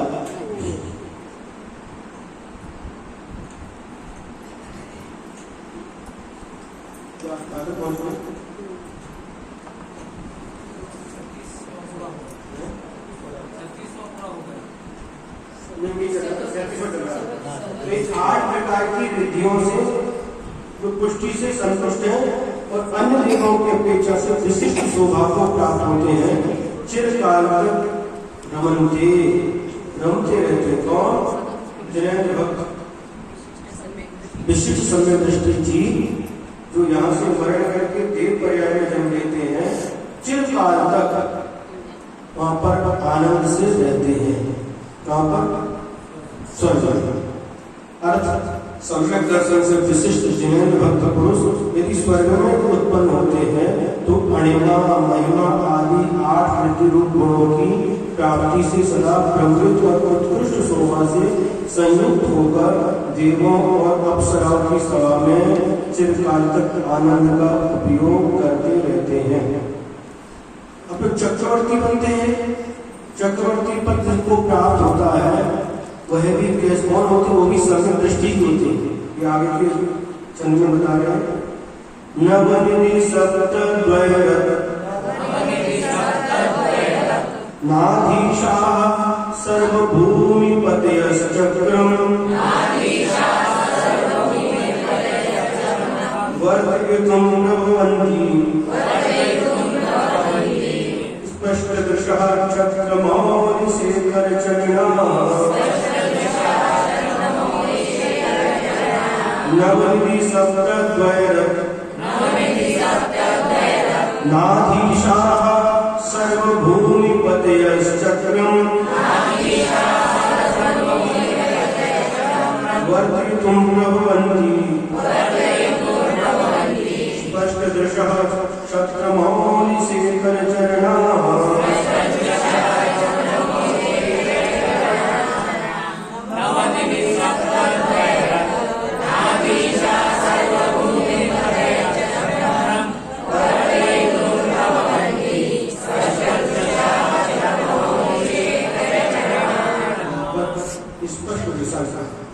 स्पष्ट निर्मल सम्यक के धारक जी, इनका सम्यक दर्शन निर्मल है, ऐसे सम्यक दृष्टि जी। नवनिधि सप्तद्वय रत्न अधीशाः, 9 निधि और सप्तद्वय 7 को 2 बार लेना, 7 को 7 14 इन रत्नों के अधीश यानी स्वामी होते हैं। सम्यक दृष्टि जी भी चक्रवर्ती पद को प्राप्त करते हैं और 9 निधि 14 रत्न के स्वामी होते हैं। अब 9 निधि कौन कौन सी होती है बता रहे हैं यहाँ पर।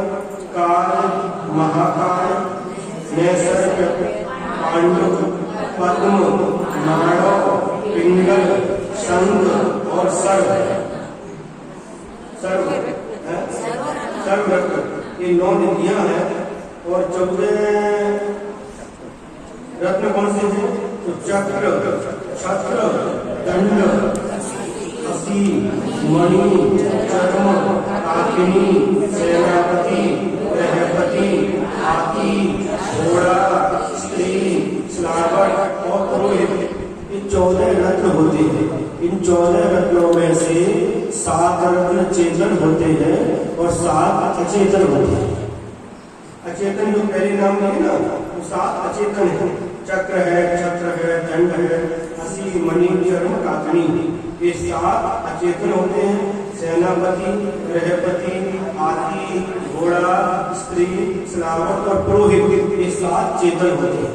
और सभी एक रत्न और एक निधि की 1,000 देव रक्षा करते हैं। कितने देव?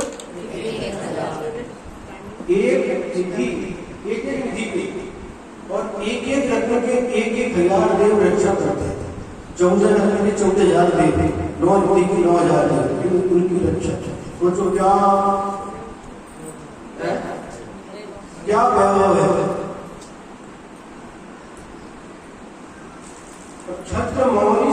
चरणा और 32,000 मुकुटबद्ध राजा जिनके मुकुटों की कलगियों पर जिनके चरण रहते हैं। 32,000 मुकुटबद्ध राजाओं के मुकुटों की कलगियों पर के चरण रहते हैं। चक्रवर्ती की महिमा बता रहे हैं। 32,000 मुकुटबद्ध राजा जिनकी आज्ञा का पालन करते हैं, उनको नमस्कार करते हैं। और सर्वभूमि पतयः, सभी भूमि के जो पति हैं, सभी भूमि के पति मतलब जितनी भी भूमि है, धरती जितनी भी धरती है, 6 खंड के अधिपति हैं। चक्रम, चक्र रत्न को वर्धितुम प्रवर्ताने के लिए प्रभु समर्थ होते हैं। समझ आया कि नहीं? फिर एक बार स्पष्ट दशा यानी निर्मल सम्यक के धारक जीव नवनिधि सप्तमय रत्नाधीशा, 9 निधि को 14 रत्न के अधीश यानी स्वामी होते हैं। छत्र मौर्य शेखर चरण और 32,000 मुकुटबद्ध राजाओं के मुकुटों की कलगियों पर जिनके चरण रहते हैं, अर्थात जिनके चरणों में 32,000 बड़े बड़े मुकुटबद्ध राजा नमस्कार करते हैं, उनकी आज्ञा का पालन करते हैं। ऐसे सर्वभूमि पतयः, सभी भूमि में 6 खंड के अधिपति होते हुए, चक्रवर्ती होते हुए, चक्रम चक्र रत्न को वर्धितुम प्रवर्ताने के लिए प्रवर्तन्ति समर्थ होते हैं।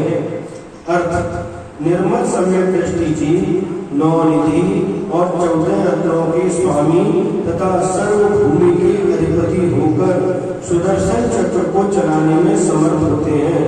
और नमस्कार करते हुए क्षत्रिय राजाओं के मुकुटों की मालाओं से जिनके चरण पूजित रहते हैं, ऐसा चक्रवर्ती पद भी सम्यक दृष्टि जीव को ही प्राप्त होता है।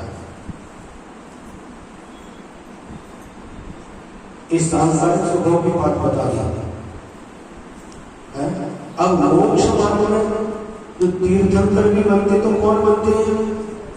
सम्यक दृष्टि जीव ही तीर्थंकर पद को प्राप्त करते हैं। यानी सम्यक दृष्टि जहां भी जाएगा उसका विशिष्ट स्थान रहेगा।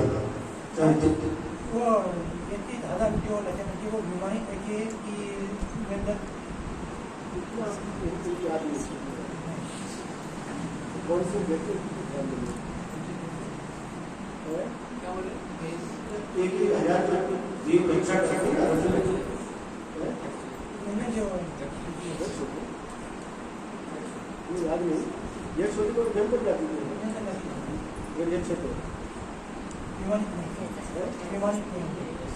हमें याद नहीं, ये बता रहे हैं छोटे तो इसको व्यक्त कर दिया।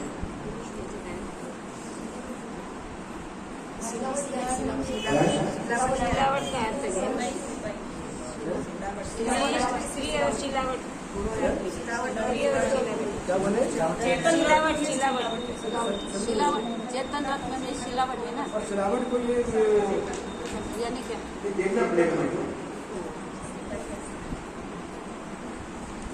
स्त्री शिलावट अलग, स्त्री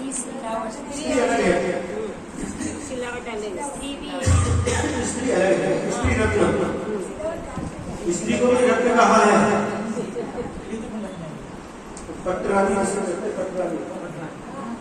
उसको स्त्री रत्न कहा है। शिलावट क्या वो देखना पड़ेगा, आपको भी समझ नहीं आएगा। और एक हो जाएगा, एक हो जाएगा हमारे 10 मिनट में हो जाएगा। कल की अपेक्षा से हो जाएगा। कल की अपेक्षा कल तो अपन 5 बजे हो जाएगा, एक हो जाएगा।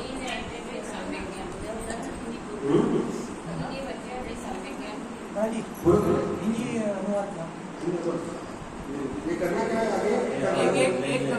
एक ले लेंगे तो सम्यक दृष्टि जी, ये तो संसार में क्या प्राप्त होता है? चक्रवर्ती पद है, देवों का इंद्र का स्वर्ग सुख है ना? ये सब कुछ सम्यक दृष्टि को प्राप्त होता है। अब यहाँ पर कह रहे हैं कि अपेक्षा से सम्यक दर्शन ग्रहण करना प्राप्ति के लिए सम्यक दर्शन ग्रहण नहीं करना, किंतु जो सम्यक दृष्टि होती है उनको प्राप्त होती है। और ये सुख सामग्री विशेष स्थान सम्यक दृष्टि जीव को ही प्राप्त होते हैं, ऐसा बता रहे हैं। प्राप्त करने के लिए नहीं करना, अपेक्षा नहीं है, लेकिन हर जगह जहां पर भी सम्यक दृष्टि जीव जन्म लेगा वहां पर विशेष स्थान उसको प्राप्त होगा, विशेष पद प्राप्त होगा। मतलब जो मिथ्या दृष्टि देवों में मिथ्या दृष्टि देव देंगे, सम्यक दृष्टि देव देंगे। सम्यक दृष्टि का वैभव ये रिद्धियां अलग ही उसका प्रभाव रहेगी, मनुष्यों में भी उसकी अलग ही महिमा रहेगी। ये सम्यक दर्शन की महिमा बता रहे हैं, हर प्रकार से समझा गए हैं आचार्य महोदय, हम सबके लिए हर प्रकार से समझा गए हैं। ये सब भी इससे प्राप्त होता है। सम्यक दर्शन का महात्मा क्या है, सोचो सोचो विचार करो। हर प्रकार से समझा करके हम जैसे नादान बालकों के लिए महान उपकार कर रहे हैं आचार्य का दृष्टि।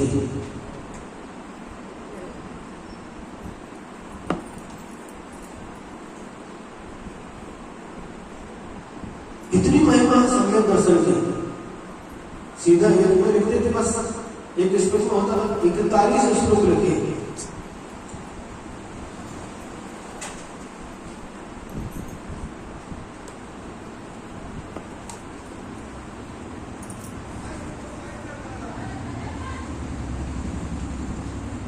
अमरासुर नरपतिभिर यमधर्मपतिभिश्च नूतपादाम्भोजाः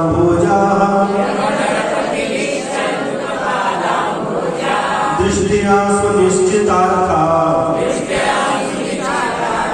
वृषचक्रधरा भवन्ति लोकशरण्याः। अमरासुर नरपतिभिर यमधर्मपतिभिश्च नूतपादाम्भोजाः दृष्ट्या सुनिश्चितार्था वृषचक्रधरा भवन्ति लोकशरण्याः।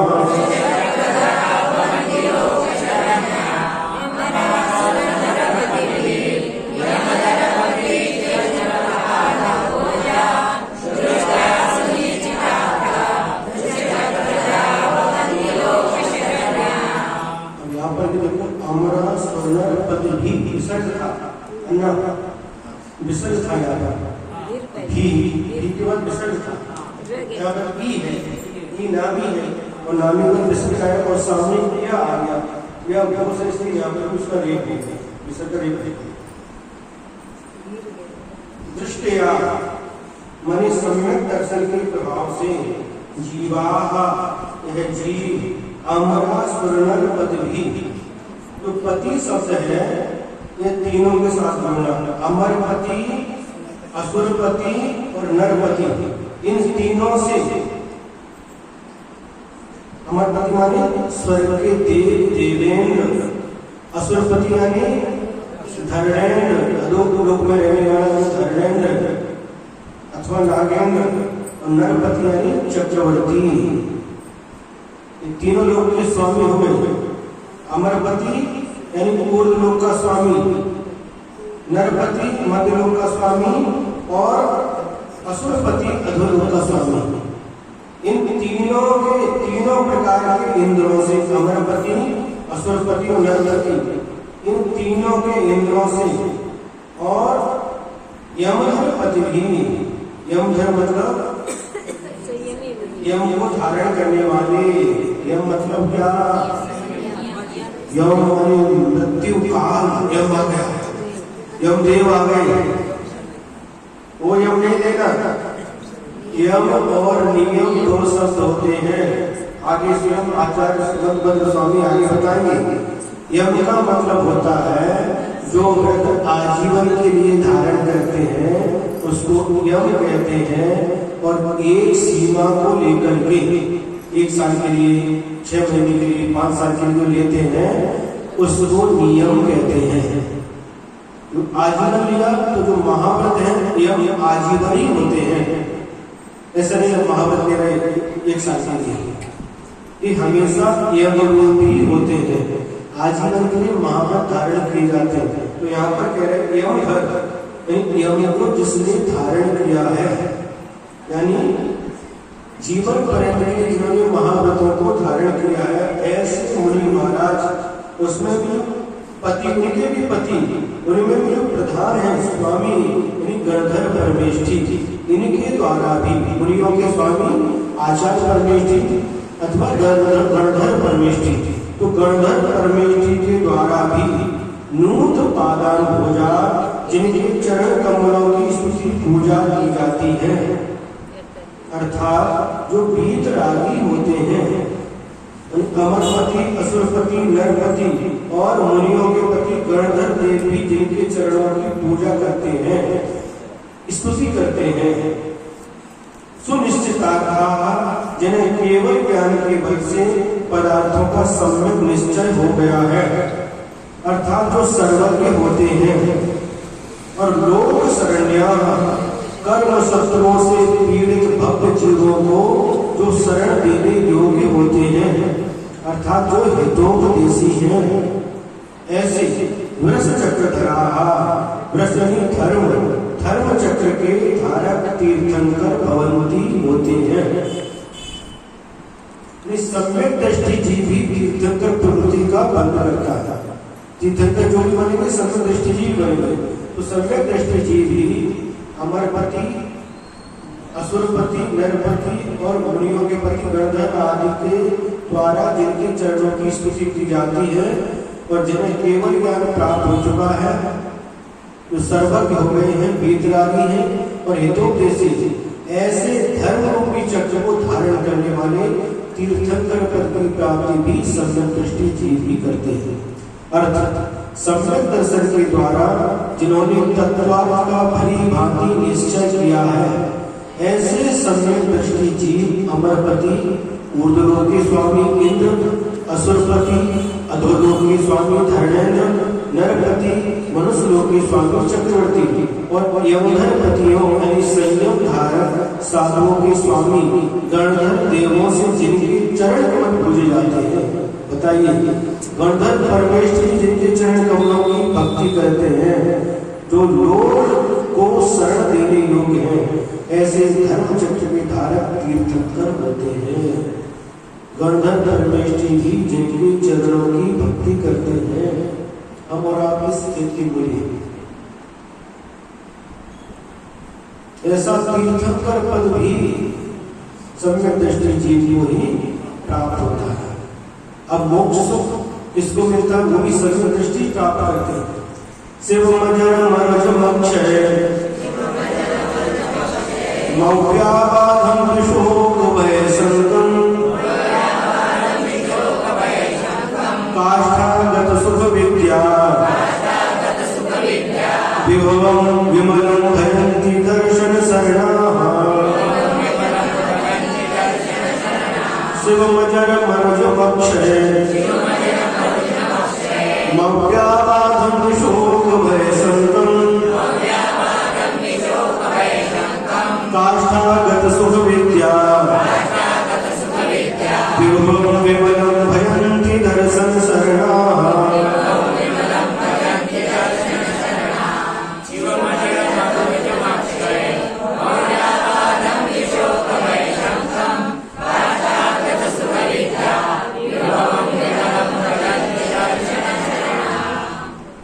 दर्शन शरणाः, सम्यक की शरण जिन्हें प्राप्त है, ऐसे सम्यक दृष्टि जीव ही अजरम वृद्धावस्था से रहित, अरुजम रोग से रहित, अक्षयम क्षय से रहित, अविनाशी, अव्याबाधम विभिन्न प्रकार की बाधाओं से रहित, विशोक भय संगम, इसमें भी जो शब्द है वह शोक के साथ भी लगाना, भय के साथ भी लगाना और शंकम के साथ भी लगाना। विशोकम विभयम विशंकम, यानी शोक से रहित, भय से रहित और शंका से रहित। काष्ठागत सुख विद्या विभवम, काष्ठागत यानी चरम सीमा को प्राप्त कर लिया, पराकाष्ठा को छू लिया, ऐसे सुख को और ज्ञान की के वैभव से युक्त होते हैं। माने सुख उनका कैसा है, चरम सीमा को पहुंच गया है, इतने सुख, और उनका ज्ञान भी चरम सीमा को प्राप्त हो गया है। ज्ञान का जो वैभव है वह भी चरम सीमा को प्राप्त हो गया है, अर्थात चरम सीमा को प्राप्त सुख और ज्ञान के वैभव से युक्त विमलम, विमल माने मल से रहित। कौन सा मल, कर्म, द्रव्य कर्म, भाव कर्म और योग कर्म से रूपी मल से जो रहित है, शिवम ऐसे मोक्ष को भजंती प्राप्त होते हैं। सम्यक दर्शन की शरण लेने वाले जीव अजर माने जरा से रहित लिख दिया है, पर रेख होना चाहिए, हिंदी में गलत लिख दिया है, अजर नहीं जरा रहित सही लिखा है। अरुच रोग रहित, अक्षय नहीं अविनाशी क्षय से रहित, अव्यामान बाधा से रहित, शोक भय और शंका से रहित, चरम सीमा को प्राप्त सुख और ज्ञान के वैभव वाले ऐसे निर्मल शिव परम निश्रेय स्वरूप मोक्ष को प्राप्त करते हैं। सुन लिया, इंद्रिय सुख की भी पराकाष्ठा दिखा दी और मोक्ष सुख की भी पराकाष्ठा दिखा दी। ये सब सम्यक दर्शन से ही प्राप्त होता है। इंद्रिय सुख की प्रकृष्टा भी और मोक्ष सुख की प्राप्ति भी इस सम्यक दर्शन के ही प्रभाव से होती है, ऐसा बताया। तो लास्ट में इसको भी पूर्ण कर लेते हैं, एक का पूरा होगा। देवेंद्र चक्र महिमान ममेयमानम, देवेंद्र चक्र महिमान ममेयमानम, राजेंद्र चक्र मनीन्द्र शिरोचनीयम,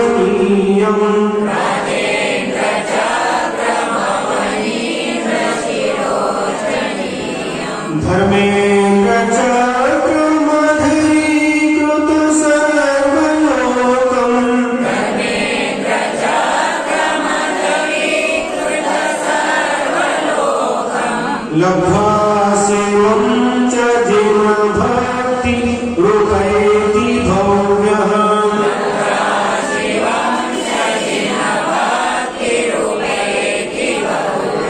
देवेंद्र चक्र महिमान ममेयमानम, देवेंद्र चक्र महिमान ममेयमानम, राजेंद्र चक्र मनीन्द्र शिरोचनीयम, राजेंद्र चक्र मनीन्द्र शिरोचनीयम, धर्मेंद्र चक्र मधुरीकृत सर्वलोकम, धर्मेंद्र चक्र मधुरीकृत सर्वलोकम, लब्ध्वा शिवं च जिन भक्ति रूपैति भव्यः, शिवं च जिन भक्ति रूपैति भव्यः, देवेंद्र चक्र महिमान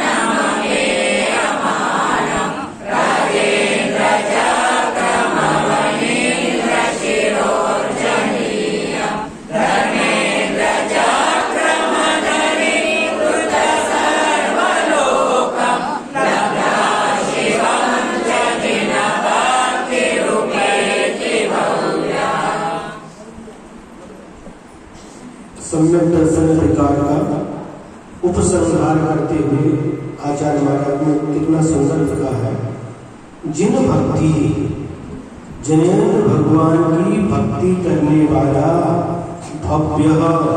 भव्य सम्यक दृष्टि पुरुष, अमेय मानम, जिसकी कोई सीमा नहीं है, ऐसे अपरिमित प्रतिष्ठा से सहित, देवेंद्र चक्र महिमानम, देवेंद्र समूह की महिमा को प्राप्त करके, अवनीत सरोचनीयम, अवनी माने होता धरती, धरती का इंद्र यानी राजा,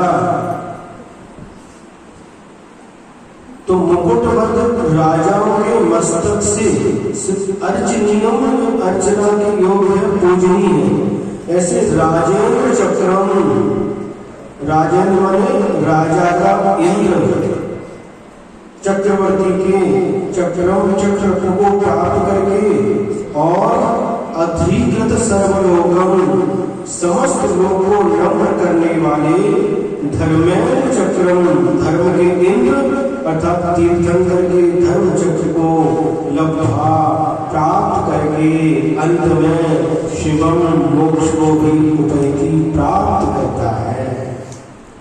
सम्यक दर्शन के प्रभाव से ये सब इंद्रिय के उत्कृष्ट सुख को प्राप्त करके अंत में वह मोक्ष सुख को भी प्राप्त कर लेता है, मिलता है, बिना मांगे मिलता है, मांगने की आवश्यकता नहीं, अपने आप मिलता है। सोचो जिनेंद्र भगवान की भक्ति का कितना प्रभाव है, इसलिए भक्ति करना है तो मात्र जिनेंद्र भगवान की भक्ति करो, अन्यथा शरणम नास्ति तमेव शरणम। भगवान आपको छोड़कर दुनिया में मेरा कोई भी शरण नहीं है, कोई भी शरण नहीं है। ऐसा मान करके जिनेंद्र भगवान के चरणों की भक्ति करो, खूब भक्ति करो, जितना समय मिले भगवान की भक्ति का आनंद लो। जिन्हें भक्तिर दिने कब करना, एक बार कर लेना स्वर्ण कारण में, दिने कह रहे हैं प्रतिदिन। जिन्हें भक्तिर भक्ति मतलब गलत है। जिन्हें भक्तिर दिने प्रतिदिन जिनेंद्र भगवान की भक्ति सदा मेस्तु हुए करे भव में सदा में अस्तु, हमेशा मेरे लिए और प्राप्त भगवान से प्रार्थना कर रहे हैं। दर्शन पाठ में प्रतिदिन जिनेंद्र भगवान में मेरी भक्ति बनी रहे और सदा हमेशा में अस्तु, मेरे लिए हमेशा जिनेंद्र भगवान की भक्ति प्राप्त होती रहे। हमेशा एक बार नहीं, सदा मेस्तु 3 बार कह दिया। जिन्हें भक्त 3 बार कह दिया। एकापि समर्थे हम जिन भक्त दुर्गति निवारित पुण्यानि च पुनितुम दातुम मुक्तिस्यो कृतिलम। क्या कहा? एकापि समर्था एवं जिन भक्ति, अकेली जिनेंद्र भगवान की भक्ति दुर्गति को निवारण करने के लिए सक्षम है। कुछ नहीं आता कोई बात नहीं, स्वाध्याय नहीं कर पाते कोई बात नहीं, ज्ञान प्राप्त नहीं होता, उत्सव नहीं है, कोई बात नहीं। एक अकेली जिनेंद्र भगवान की भक्ति भी दुर्गति का निवारण करने के लिए समर्थ है। पुण्यानि च पुनितुम, और पुण्य को बढ़ाने वाली है, और मुक्ति से कृतना, और मुक्ति रूपी लक्ष्मी को भी प्रदान करने वाली है जिनेंद्र भगवान की भक्ति। सोचो, विचार करो, भगवान की भक्ति करो, अच्छे से करो, लेकिन सिर्फ जिनेंद्र भगवान की भक्ति करो और किसी की नहीं। भक्ति करो कहते हैं, किसकी भक्ति करो? जिनेंद्र भगवान की भक्ति करो, सिर्फ जिनेंद्र भगवान की भक्ति।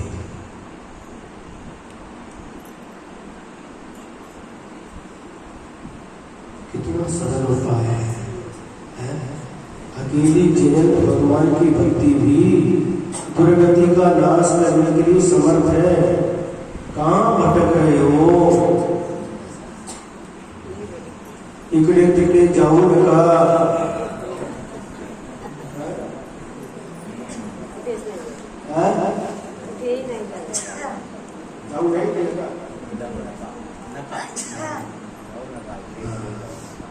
कहां अपने 3 योग के नाथ हमको प्राप्त हुए हैं। कितने हम सब सौभाग्यशाली हैं, पंच परमेश्वर की शरण हमको प्राप्त हुई है, इनको छोड़ करके कहां भटक रहे हैं? भटको मत, वापस लौटा। जो भटक गए हैं वह वापस लौट करके आओ। कहां? जिनेंद्र भगवान के चरणों में, सब कुछ यहाँ है। इधर उधर भटकने की कोई आवश्यकता नहीं है, सब कुछ यहाँ पर है। भक्तामृत स्तोत्र में कह दिया, एक बार जिसने मीठा पानी का स्वाद ले लिया, फिर कभी वो समुद्र के खारे पानी को पीना नहीं चाहता।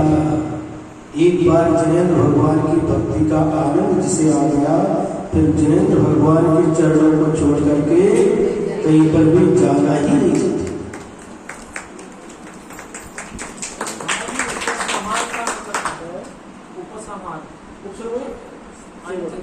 शेवट के इसमें उसका सार, लास्ट का जो सार,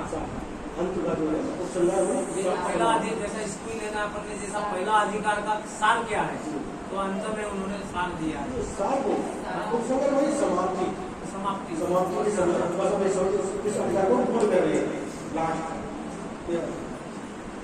जीवन का उपसंहार, जीवन का समाधि में हमें जीवन का उपसंहार। एक बार और समझे, जिन भक्ति ही जिनेंद्र भगवान की भक्ति करने वाला जिनेंद्र भगवान का भक्त क्या बनना है? भक्त नहीं भगवान बनेंगे।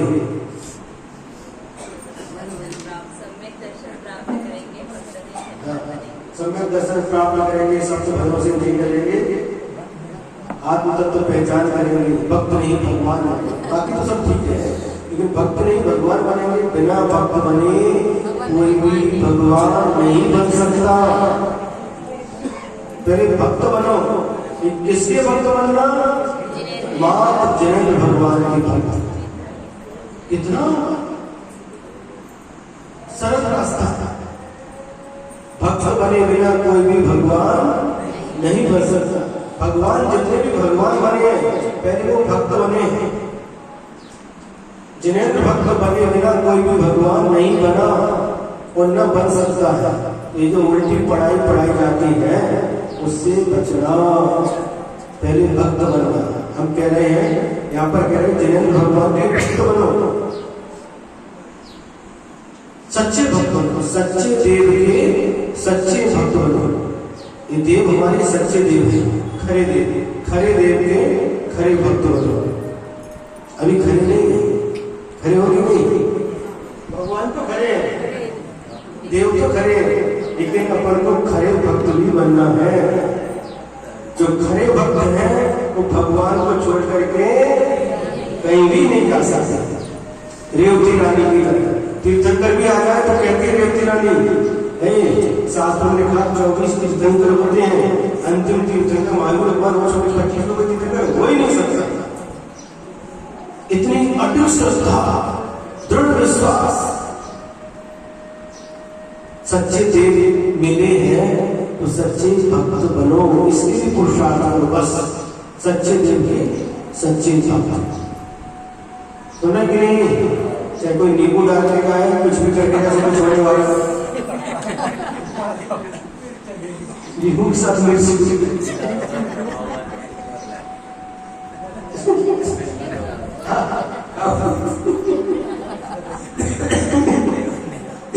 उधर उधर जाओ, बस जिनेंद्र भगवान के भक्त बनो। ये नींबू तुम्हारा कुछ नहीं कर सकता, मिर्ची कुछ नहीं कर सकती, नारियल कुछ नहीं कर सकता, हाँ कुछ भी नहीं हो सकता, कुछ भी जाने लो। जिनेंद्र भगवान में श्रद्धा रखो, जिनेंद्र भगवान के भक्त बनो। एक बार समय तो पहले इसका उसको आत्मन करके, जिन भक्ति यानी जिनेंद्र भगवान की भक्ति करने वाला भक्त भव्य, वो कैसा होता? भव्य की सम्यक दृष्टि पुरुष, अमीय मानव, अपरिमित प्रतिष्ठा से सहित देवेंद्र चक्र महिमानम, देवेंद्र समूह की महिमा को प्राप्त करके, देव इंद्रों के समूह की महिमा को प्राप्त करके, अवनींद्र सरोज नियम, वहां पर स्वर्ग में इस प्रकार की महिमा को प्राप्त किया। फिर धरती पर आकर के मुकुटबद्ध राजाओं के मस्तक से पूजनी, 32,000 मुकुटबद्ध राजा के द्वारा जो पूजनी है, ऐसे राजेंद्र चक्रम, राजाओं का इंद्र चक्रवर्ती के चक्ररत्न को प्राप्त करके च यानी और अधिकृत सर्वलोकम समस्त लोक को नम्र करने वाले धर्मेंद्र चक्रम के तीर्थंकर के धर्म चक्र को लब्ध्वा प्राप्त करके अंत में शिवम मोक्ष को भी प्राप्त करता है। अर्थ पढ़ा कि अर्थ पढ़ा अर्थ पढ़ लेते हो। इस प्रकार जिनेन्द्र देव की भक्ति करने वाला सम्यक दृष्टि भक्त जी अपरिमित प्रमाण वाली देवेंद्र समूह की महिमा को पाकर मुकुटबद्ध राजा के स्नो से अर्चनीय राजेंद्र चक्रवर्ती के पद को पाकर और सर्वलोक को अपना उपासक बनाने वाले तीन लोग में क्षोभ पैदा करने वाले धर्मेंद्र चक्ररूप तीर्थंकर पद को पाकर अंत में शिव पद मोक्ष पद को भी प्राप्त कर लेता। कौन? सम्यक। इसलिए बार बार कह रहे हैं बस सम्यक दर्शन प्राप्त करो। सम्यक दर्शन प्राप्त करने के लिए पुरुषार्थ करो। ये हिंदी केवल पढ़ करके कहाँ से पढ़ना?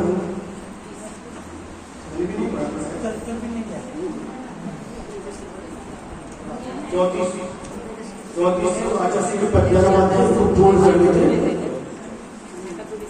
34 तीन लोक में तीन काल में तनधारी को सुखदारी अन्य कौन यह रंग रहा है समदर्शन बिन दुखहारी इसी भांति दर्शन सम और नहीं दुख कारक है हित चाहो हित कारण धारो विरत भाव से गति विरत है इनका जीवन विरत है किंतु विमल तम समदर्शन की आराधन में विरत है प्रथम नरक बिन नहीं नपुंसक पर भव में पशु स्त्री ना हो अल्प आयुषी अपांग ना हो दरिद्र ना दुष्कुल ना हो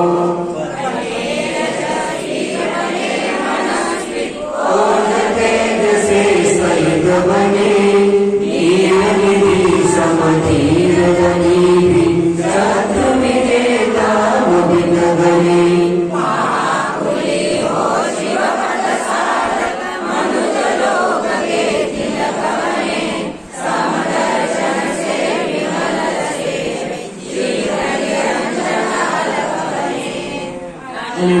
महिमा गणे